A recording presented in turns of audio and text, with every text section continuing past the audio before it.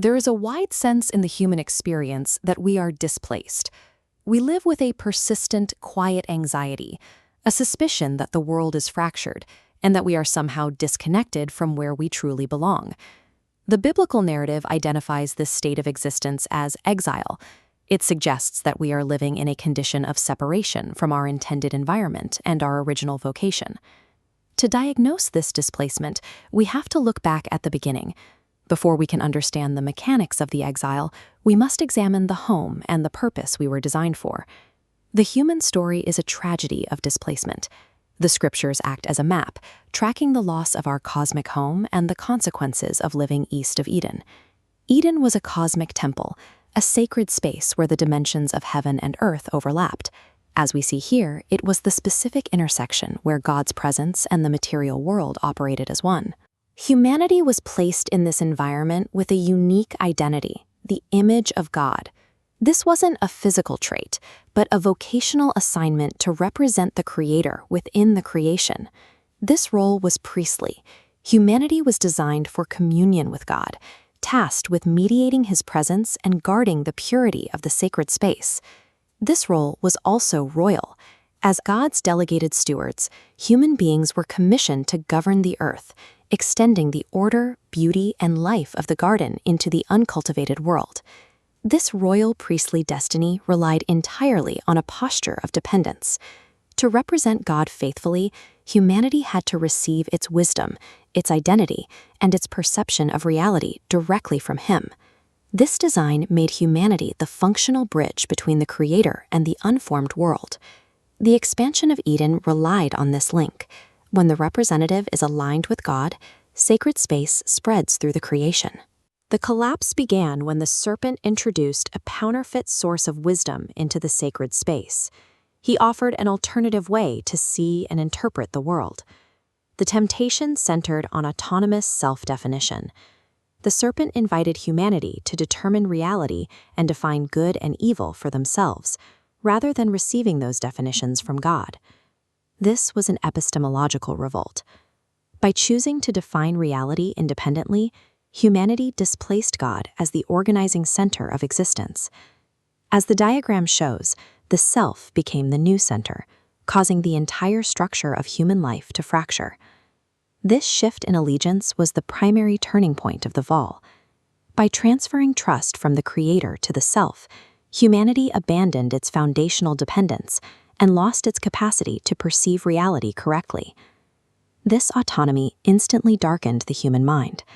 Perception was the first casualty. Humanity began to misread God, themselves, and the world around them. The inversion was immediate. God's presence, previously the source of life-giving communion, was suddenly perceived as a threat.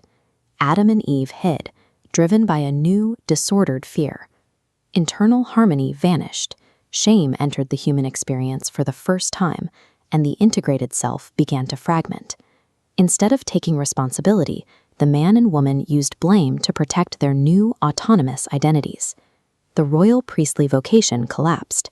Rule turned into tyranny and domination, while the priestly task of guarding sacred space was replaced by the introduction of defilement. The fall leaves no part of the human experience untouched. While the image of God remains, our representation of Him is now distorted.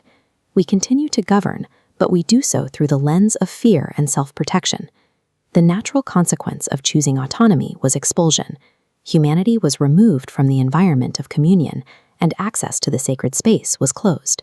This arid, desolate landscape serves as a visual for the Adamic condition. Exile is not just a change in geography, it is a spiritual and cosmic displacement. We now live in the wilderness, separated from the presence of God.